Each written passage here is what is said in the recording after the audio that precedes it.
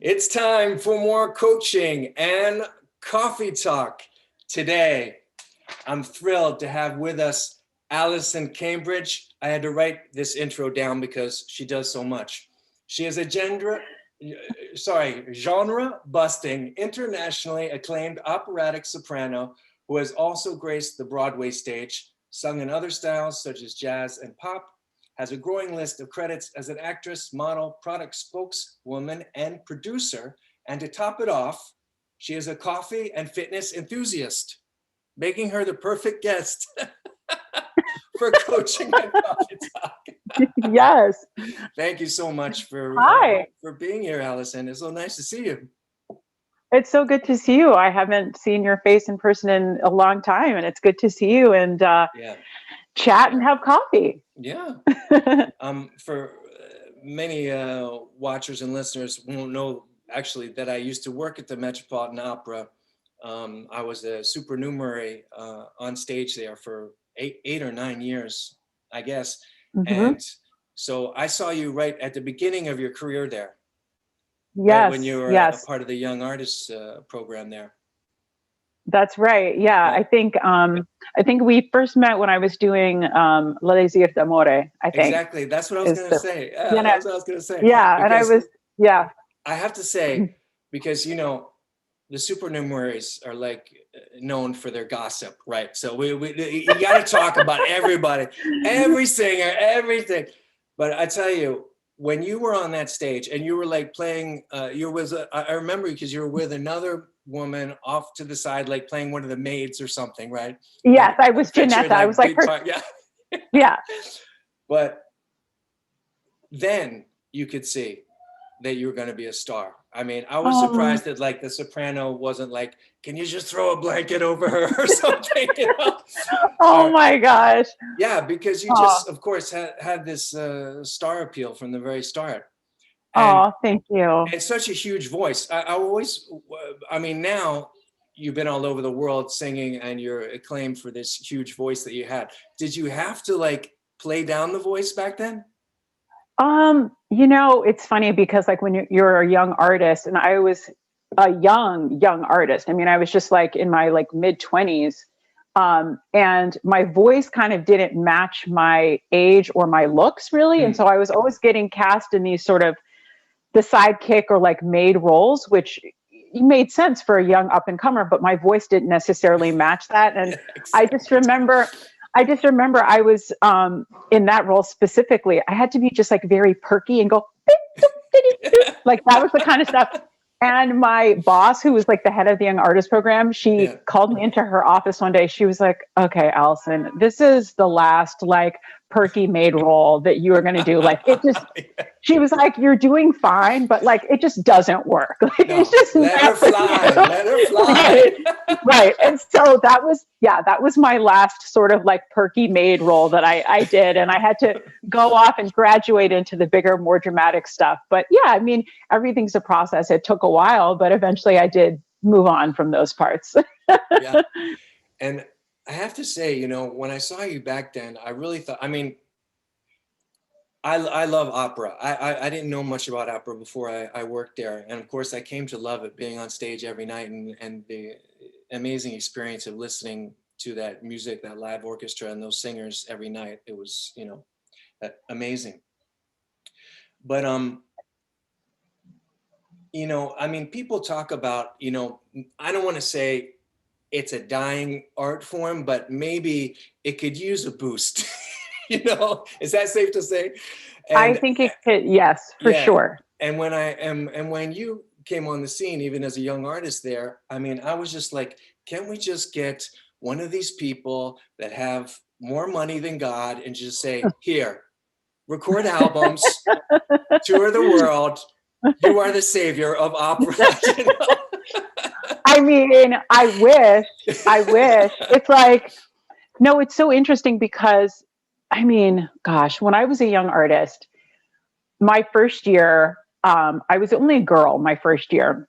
And the opera world was changing. And then I think it was like 2 or 3 years and there was a new general director.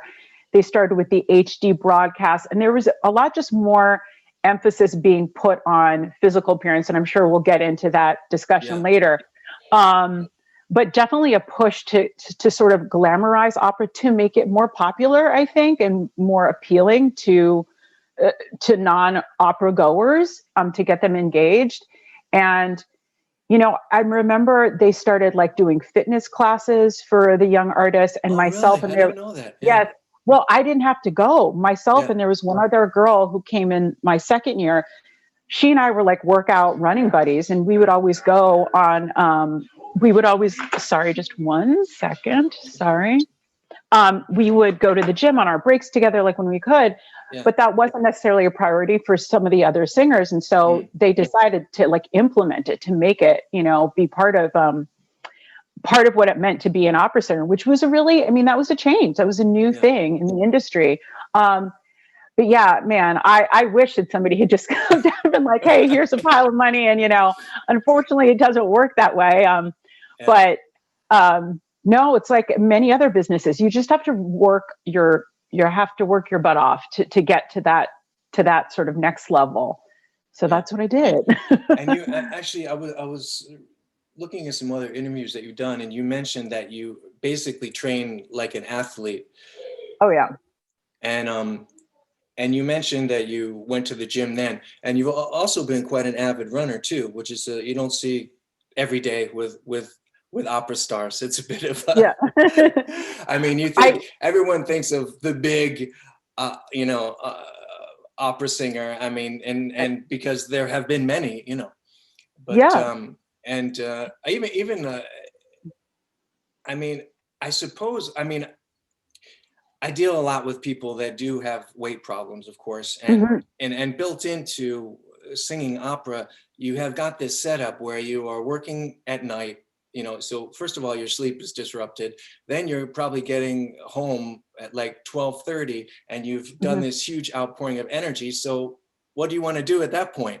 Eat a huge meal, give me more pasta or whatever. So it is a bit of a setup for a weight gain in that industry. It is. It's funny because I was like, when I graduated from college, from undergrad, I was fit, but I got fitter after. And I think there's something, because opera is, you have to be so disciplined, right? Because your body is your instrument, right? And so you have to be careful about, like, at least I'm careful about like what I eat and all that kind of stuff to make sure that my voice is in the best condition. But your voice is part of your body. And I have found nothing but benefits from being a very physically active person, especially the running, because it's endurance. And being on stage, wearing very heavy costumes, often corseted and all these things, having good, just good stamina is so important. And also being on the road a lot, I just need to find routine. And so running has been that one thing that it's just like, I get in a zone, I do it every day, and it just sort of sets me up like right for the day. So no matter what happens in rehearsal, like I know that I've had that, 45 minutes to an hour just to myself to like zone out, feel good physically. And it's just been a part of my routine now for like 20 years. Yeah. And and it's definitely a myth that you have to be a certain size to produce a certain kind of sound. That's just not the case at all. It's all about technique and breathing and your diaphragm, and then just frankly what God gave you, what's in there, combined with practice and all of that. But it is certainly a myth that you have to be a certain larger size to be a good singer. You don't. Yeah. And what so I know you were a gym goer, of course. We've lost the gyms for many of these lockdown periods there. How did you cope with that? Did you just switch to pure running, or did you do some home workouts, or?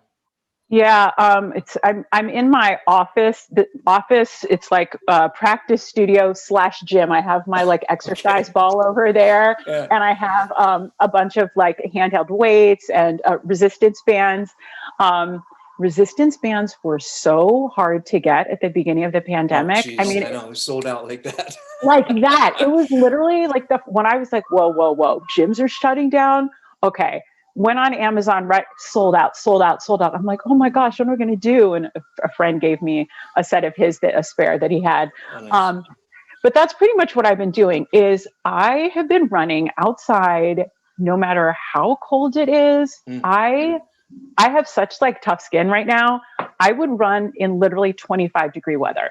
I just got all my different layers, my hat, just like would bundle up my core, and I still get out there, even in the snow, because I couldn't just not do anything. And then when gyms did start to open back up, you still have to wear a mask. Never again. I ran on a treadmill with a mask for like 45 minutes. It was the most disgusting experience ever. I was like, no. So I've just been running outside and then doing my bands and stuff at home. Yeah. For weights. Yeah. I had a similar experience where, I was training in a CrossFit box, and when it closed down, they lent out pieces of equipment. So I got one kettlebell, and I've been swinging the kettlebell, right? I thought I've seen on your Instagram. Yeah. So that's my thing now. I mean, I've gone totally cuckoo with it, but also, no matter what the weather is, I just thought I'm getting tough. I've always been like, oh, it's cold, kind of person. And, in Scandinavia, I know you have some Scandinavian roots on one side, but they're these winter bathers, right?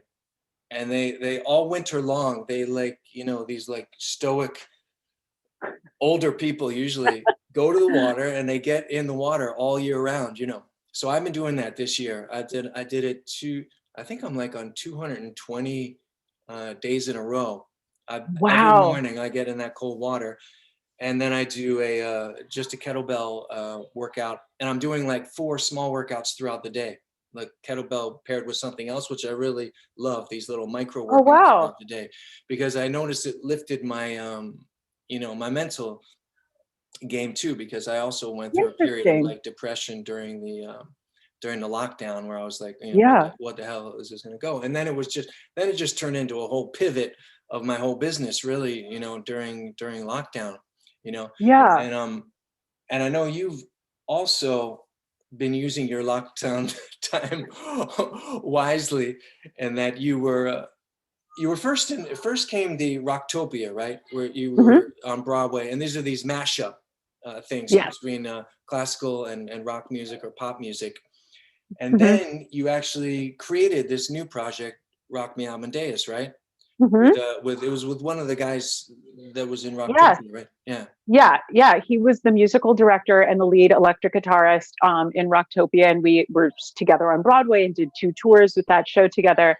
And then just for various reasons, it was clear that show wasn't going to continue on, and we were majorly like bummed about that. We knew that it was a great concept. We knew that there were some issues, just like with production.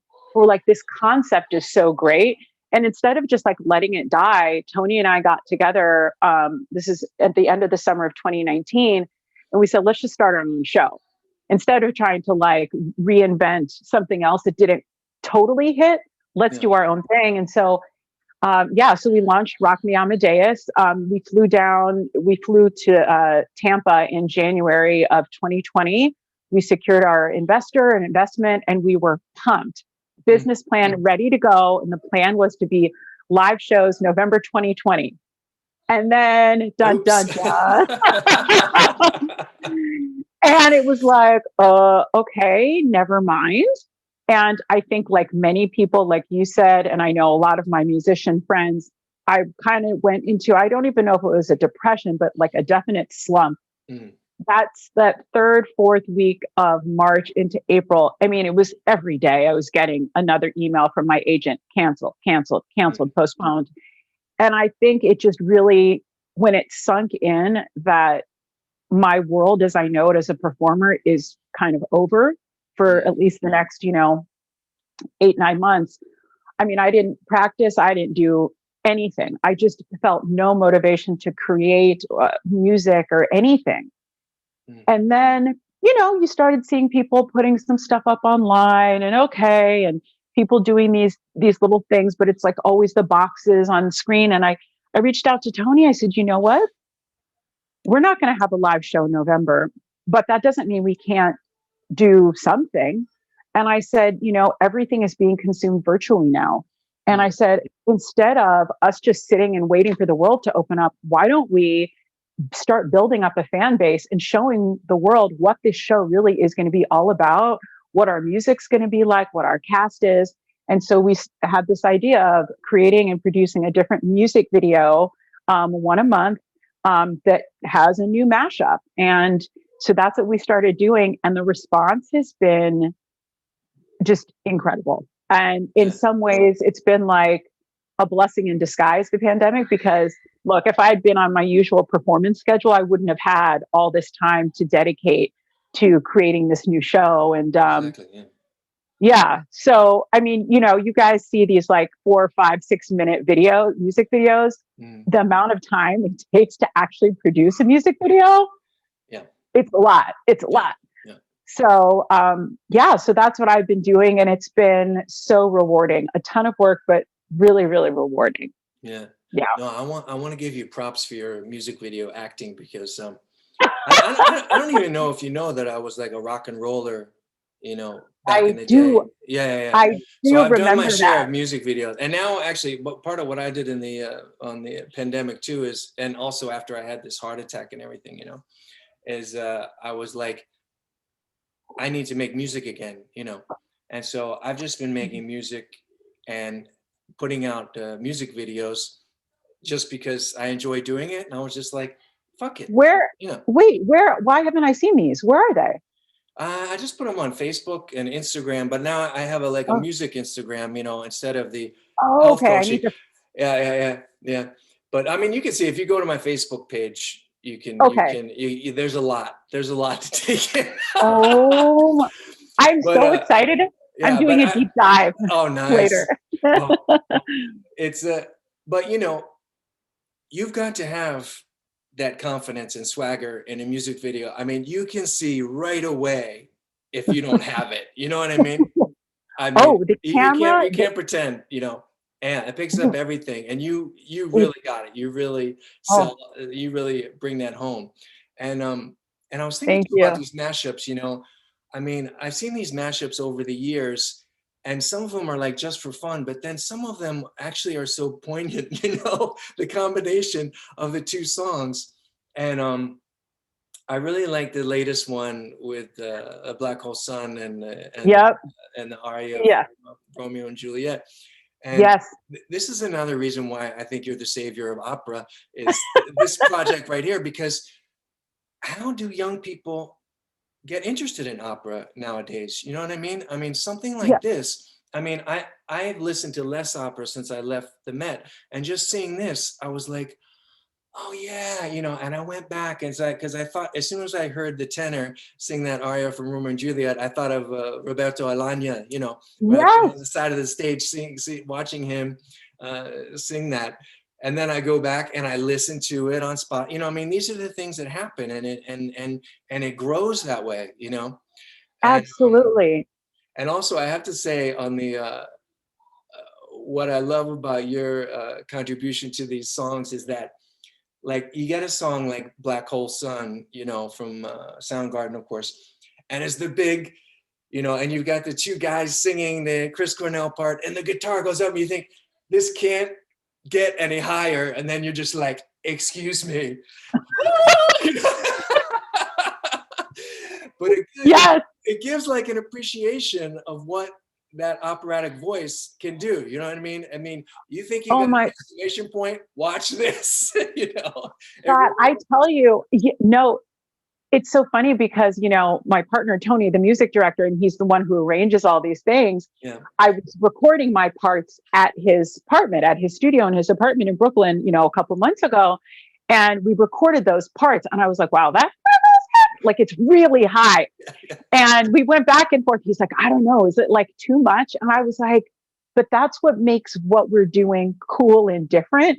He's like, I feel like they're going to be expecting Chris Cornell's, like, just like a guy's like raspy. And I'm like, but that's why we have to throw in the opera, because it's like that. Oh my gosh. And it's just enough. And it's so interesting because like our fan base, that we're building on Instagram and Facebook or whatever, like so many of them are more from like the rock genre, but then they always come, they're like, whoa, the opera voices. Oh my gosh, that tenor, or oh my gosh, like the soprano. Like it's just like this cool, like wow factor. And Yeah. to your point, that's exactly why I wanted to be a part of this project and wanted to do this. And it is to get more people interested in opera, younger people interested, and just to find the cool factor that is there. And Yes. so it's just a matter of, presenting it in a different way that people haven't heard before. Yeah. As I was thinking, remember my supernumerary boss, Richard Holmes? Yes. Richard, right? Because Yeah. I always think about him with like opera, because when he was a little kid, like there he is in the 60s, a little kid, 5 or 6 years old, with Joan Sutherland albums and Franco Right. Corelli albums, poring over every picture and memorizing those kids don't exist anymore. You know what I mean? No. So it's like they have to be reached in another way. Yeah. Yeah. And yeah, if Rock Me Amadeus, if we can do that, have a small part in that, I mean, that's the goal. So Yeah. hopefully we're doing that. I wanted to say too that on the mashup that has Love Hurts in it with Dee Snider. With the And I was very curious because I hadn't heard him sing in so many years. I mean, how old is he now? He must be older than So he is 64. 64. Okay. 4. He Yes. looks fantastic, first of all, but I knew he was older than me. I'm 54, so yeah, he's 64. Oh, yeah. And that's not an easy song to sing, that Nazareth song. I mean, he's also got some really high notes. And I was just like, let me just hear. Let me just hear what Dee's going to do on this. Unbelievable. You've blown away. So pristine, funny. Pristine. Okay. Yes. Interesting story about that recording specifically. So, he was in LA. And but Tony does all the mixing here in the city. Anyway, so we needed to do a recording in LA and then send it to Tony to mix in. And he was like, oh, and Tony said, can you just like send me a scratch? I just want to hear your voice like on the track. And he was like, oh, cool. I'll be in the studio today working on his solo album. But it's like, right?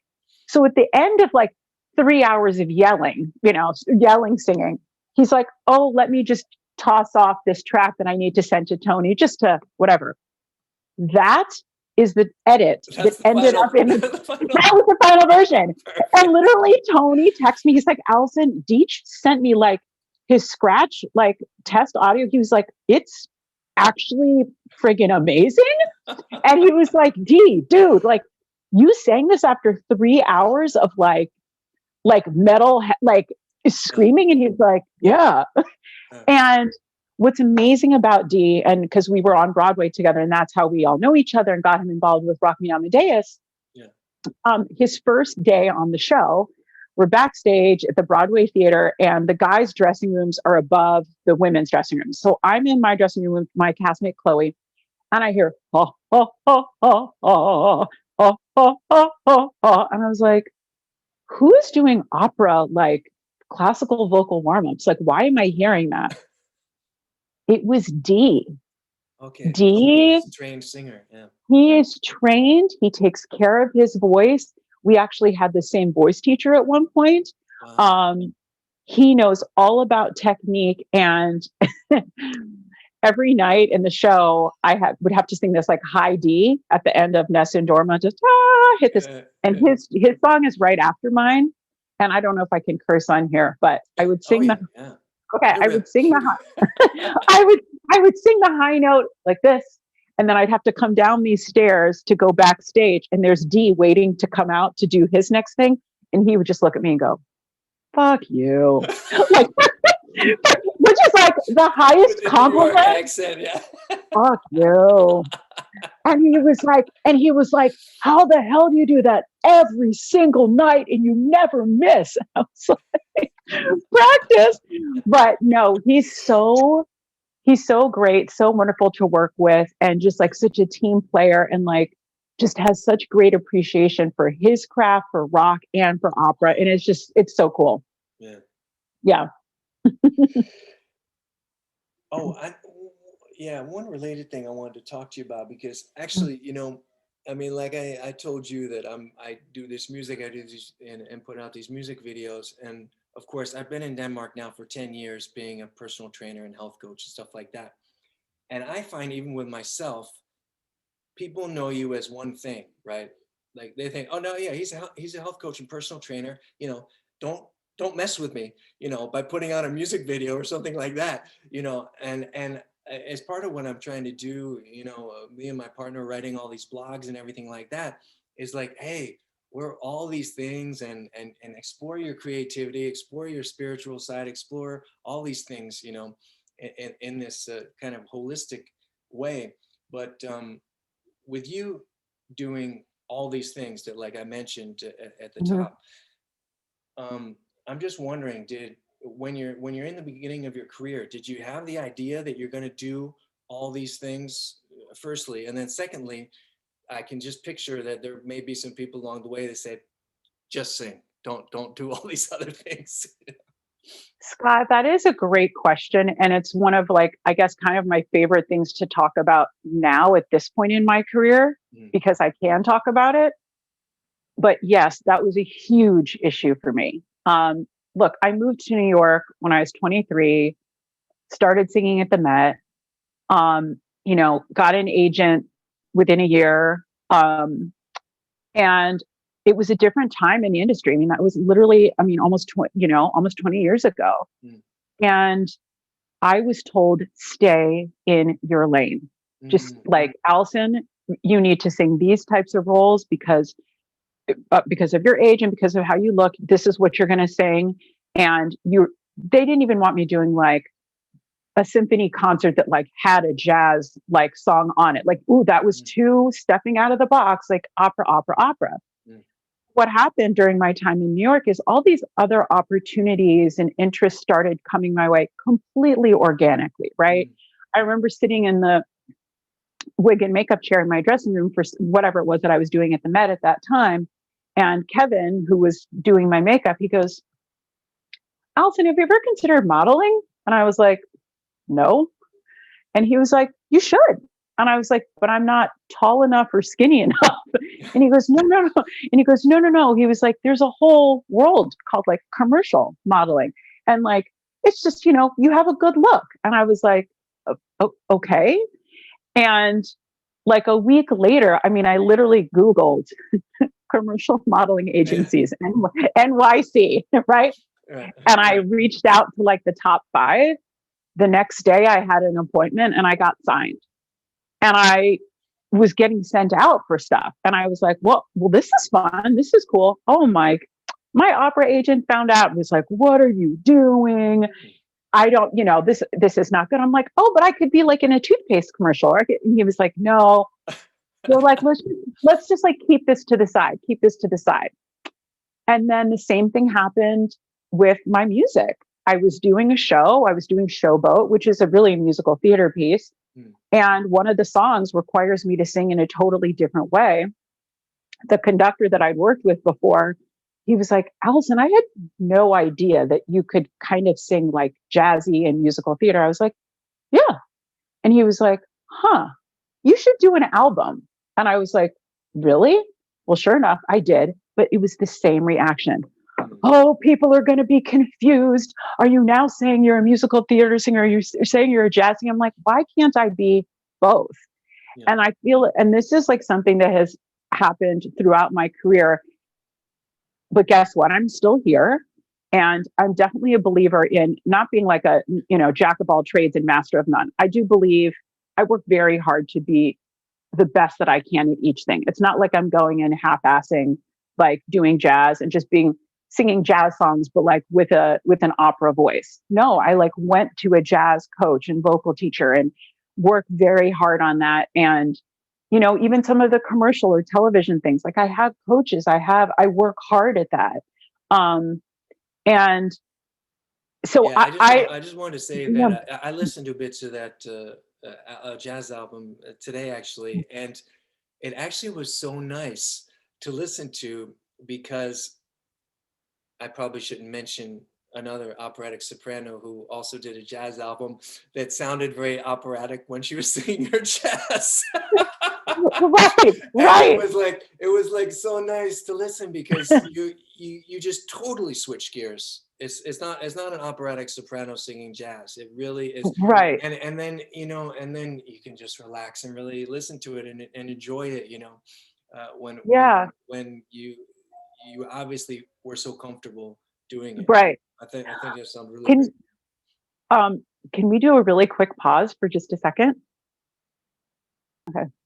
Yeah, so you were talking about doing all these different things, and the jazz record and some other. Yeah. Yeah. No, and like I know I'm glad that you noticed the difference between yeah, like an opera singer just singing the songs versus like really digging in. I have to give props to my producer on that album. Mm. He was in the studio with me, and if he ever heard me kind of go into my opera sound, he'd be like, tap on the booth, like I'm like, oh right. So Yeah. yeah. But no, it's been, I'm doing now in my career what I always wanted to do. I've never been a stay in your lane kind of person. That's just like not that's not me. And but it's been risky. Yeah, there have been a lot of naysayers along the way, to be honest, a lot. Even when I did Broadway, the same thing. It was just like, oh my gosh, are you selling out? And I'm like, no, I'm singing opera on a Broadway stage, and like, how cool is that? And slowly but surely, yeah, people have been coming around. And this morning, actually, I had a Zoom call with, I know you know her, with Francesca Zambello, who Oh is yeah. one of the greatest directors and impresarios in the opera world. And I owe like a huge part of my career to her, frankly, because she's cast me in so many things and gave me shots at things. But I had a Zoom call with her this morning and my business partner, Tony, about Rock Me Amadeus. And Wow. yes, so here I am talking to her like producer to producer, you know what I mean? And having Yeah. this amazing collaborative discussion about, and and she's thinking, she's like, wow, and I could see this, and maybe you do this, and I can introduce you to writers. And like, it was just so cool to have that moment, and to know that somebody who is such an icon and legend in the opera industry and so well respected, for her to also be on board and be like, this is a great idea. This is very cool. Yeah. And But she's also realize, done other things. She's done other huge things that weren't oh opera yeah, as well. So yes, she yeah. also doesn't stay in her lane. So No, that's oh yeah, she's a rule breaker. She's a ball buster. She is like a pioneer woman for sure, and it's like something I've always just admired about her. And so as we've been progressing and building the show, I'm like, want to talk to Cheska. I feel like she'll be a great person to bounce ideas off of, and be a support for what we're doing. And so, yeah, no, it's been very cool. yeah. So, yeah. And what Can about? sorry, go Oh, ahead. no, I was just gonna. You talked about not staying in your lane and all these different lanes. Are there any other lanes that you want to get into that you haven't been in yet? Oh my goodness. I feel well, I'm in quite a few of them now. Like if you go to if you go to my website or to my Instagram and it says, Alyson Cambridge is right. It says opera / Broadway singer, model, host, producer. Like, It's not easy. I tell you, I had to write this down. This is my intro, and not only that, I had to rewrite it 3 times. No, that doesn't quite go with that and this. It's not easy getting all that in. Yeah. no, your intro was amazing. I was like, oh, that's good. That's a great bio right there. No, I have a lot on my plate right now, and I'm very content with what I'm doing right now. And my producer brain, it's just been great to put on this hat and to be creating this show. Um, I'm looking forward to things opening back up and to being back on stage again. I have my first upcoming live performance coming up at the beginning of May, actually at the 92nd Street Y, in partnership with Francesca and the Glimmerglass Festival. So that'll be nice. And then I'm doing a gala with Toledo Opera. And then my first really big opera is going to be at the beginning of September. So I'm really looking forward to getting back in that. But then, producing Rock Me Amadeus it's a full-time job. Yeah. So my plate is full now. I don't know what my next adventure is going to be. I think I want to tackle the stuff that I'm doing now. Yeah. Well, Uh, I just wanted to ask one more thing about, mhm. because now, believe it or not, my kids now are 9, 10, and 12, right? What? Yeah. And Mind blown. Mind yeah. So blown. I'm just thinking about like 10-year-old Alyson, of what she was like and how she got involved in all this to begin with. Because I'm just like, I'm so support. I mean, I didn't. My parents were not the kind to support my musical dreams or being an actor or a musician or anything like that. Yeah. They want to like go get a liberal arts education, Right. and we'll pay for that, And with my kids, I'm like, hey,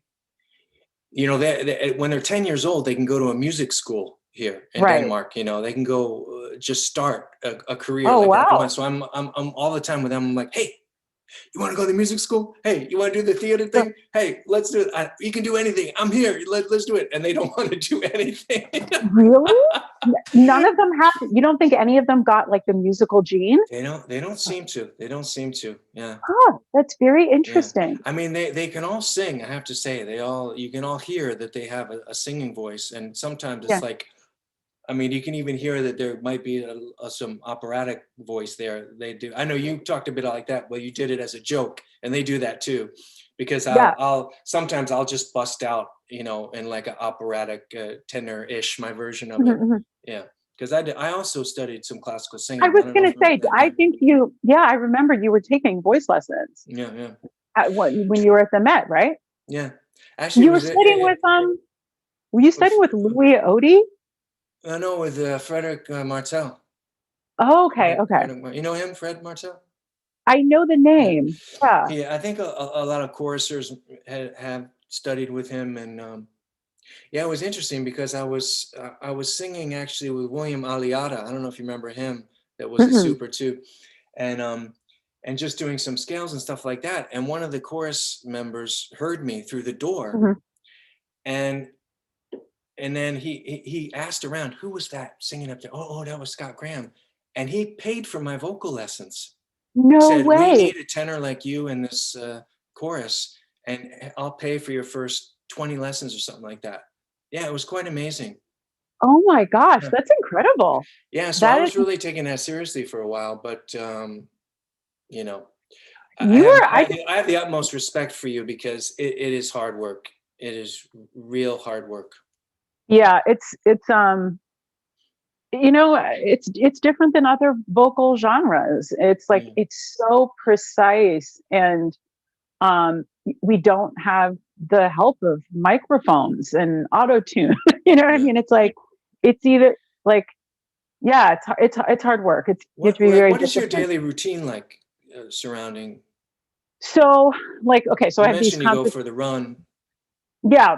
Um, so it depends on how much singing I'm doing that day, Mm, how much running I will do, or in what order I will do it. Um, so like if I have a full day of singing, I'll probably just do a relatively light workout because I don't want to be like too tired. But if I have, let's say like a short rehearsal day, I'll go to rehearsal, or I'll go for a really long run before or after. mm, If I don't, because I don't want to expend too much energy. But like in a day like today, I'm getting ready for these concerts. So after, we finish our interview, I'll probably do, 5 or 6 miles, come home, have some lunch, and then sing for maybe an hour, just do like vocal warm-ups, and then go through some of the repertoire that I have coming up. It's been weird in the pandemic. It's a stamina thing. This concert I'm doing in May, at the beginning of May, is uh, a full hour of music. mm. I'm not, I mean, it's like, and not just warming up. I mean, it's performing, really Yes, singing it's big different stuff to for an hour. perform, right? Yeah, yeah. Yes, exactly. And so I have to build back my stamina because I'm not used to singing that much on a regular basis because Yeah, I haven't been. Yeah. So it's about building that stamina back up. yeah. Yeah. But when I was on Broadway, I'll say, the producers, when they hired me, they called me to tell me I'd gotten the part. And I was like, oh, I'm so excited. And he goes, but Alyson, are you ready? This is 8 shows a week. And he was like, this is not like opera where you get 2, 3, 4 days off in between performances. Like you're literally every day and then 2 doubles on weekends. And I was like, okay. And I knew I had a lot of singing in the show and like all those high notes.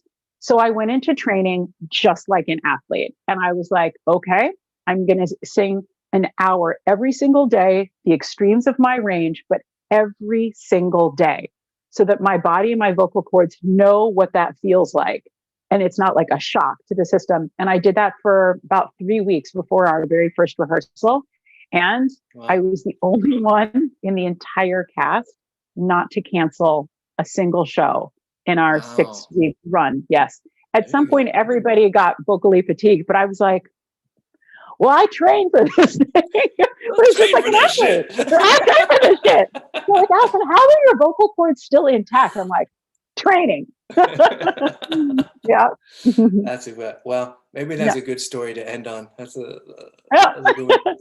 Well, I want to know about how are you feeling? I know you look amazing, but you've been through such, I mean, just so much. And are you feeling just like good and strong? I am. I mean, it's strange, to go through an experience like that. That was, of course, extremely unexpected, Right. And I was in peak physical condition, and then find my, heart stopping.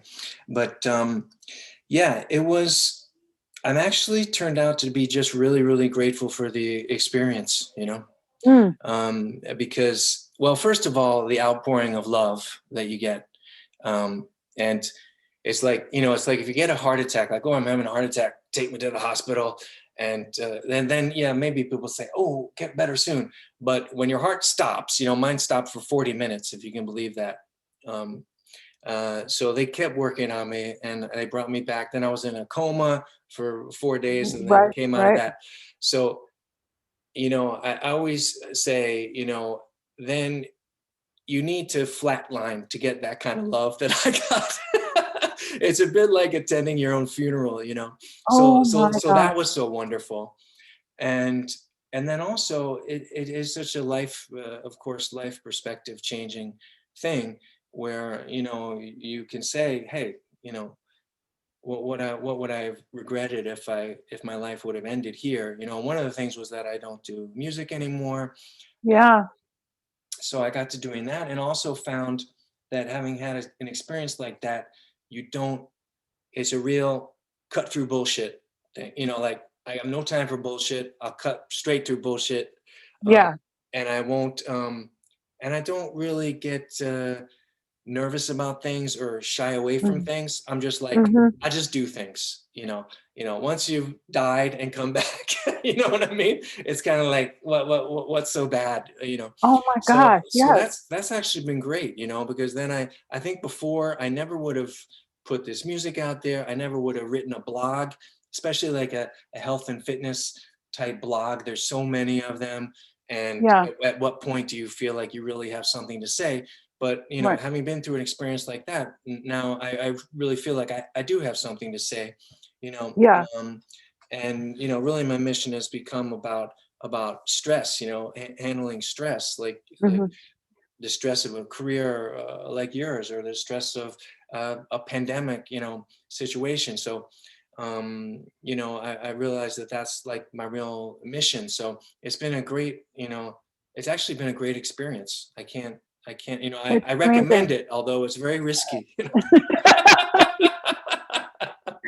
Let's skip the flatlining part, but that's just, I mean, it's just so incredible. And even when you were talking about how you're doing, you do these smaller workouts intermittently throughout the day. I'd like to try that myself, I think you would like it. Yeah. Because I have to say, I people keep commenting on Instagram, dude, you're ripped. And my Leah, my wife, was the first to say it. So I was just swinging the kettlebell, doing some pull-ups, doing some dips, do it throughout the day. I'm talking 2 minutes at a time, right? So 4 times 2 minutes, maybe 12 minutes, and I'm running like 3 times a week. And Leah was like, you're getting jacked. You're getting jacked from this. So, and I feel, I'm getting real strong, just doing That's this amazing. and kind of, lean and, and kind of ripped in a different way, you know, than Yeah. when I was doing even when I was doing so much CrossFit training, you know. Right. So, And yeah. have you changed your diet at all? Or are you always kind of, Not really. I've always been a pretty clean eater. I mean, I've been either yeah, vegan or vegetarian for like 14 years now. yeah. And I've always tried to stay away from sugar because I'm such a bad sugar addict, you know. Once I start with Oh, sugar, I'm like cookie, you know. So I have uh-huh. to just like, you know, try to avoid it altogether. Yeah. Um, Wow. so yeah, I mean, now I'm into a little bit more like intermittent fasting things where I'm Hmm. skipping breakfast. So for Yeah. most days, I'll just have black coffee for breakfast and not eat my first meal till after my first round of clients, which is like 11:30 or Yeah. 12, you know. Yeah. Right. And that also, I think, works really well. At night? Wow. No, 11:30 in the morning, I'll eat the first meal. Oh yes, right. Yeah, Yeah, yeah, yeah. No, yeah, I'm familiar with the intermittent fasting, and yeah, yeah, I've tried it myself at times. And there's something. Yeah, you get to a point, and you're actually just like not hungry. I get used to it. I'm the same. I'm like coffee until late, until like yeah, midday. And also for me, like not eating past a certain hour at night, which can yeah, be hard. yeah, Which is hard though when you're on those like weird schedules, and it's like I need fuel, but it sucks. You don't want to eat and then like go to bed. yeah. So, but Exactly. Yeah, yeah, not great for the metabolism. But yeah, yeah, no. Well, I'm so inspired by you, and I'm just like, I'm so happy that like you're just doing so well and that you're thriving. yeah. Um, Well, right back at you because it's yeah. I think I don't know if I've ever had this. Only a couple times I've seen someone right at the beginning of their career and able to see them achieve. I mean, basically everything that you wanted to. I'm sure you have oh, some bucket list things, but oh yeah. you're certainly in line to do them all. Wow. Well, thank you. So I yeah, appreciate that so much. No, it's been such a crazy year, and it's been really difficult, I think, for all of us on so many levels. But then, yeah, I found that silver lining, and it's like, okay, no, girl, you're like creating something. It's been a rough year, but um, yeah, no, it's like when you're yeah. building something, and it's good. Yeah. So Well, I'm eager to see where the Rock Me Amadeus goes, and we'll put a yes, link to everything in the podcast to your website and to the Rock Me Amadeus videos and all awesome, that stuff. Yeah. Yeah. awesome, But thank you so great. much, Allison. So great to catch Thank up with you. you. Great to Yeah, catch up with you, and say hi to Leah from me I and will. the kids. I Okay. will. Have a good one. Bye. Bye.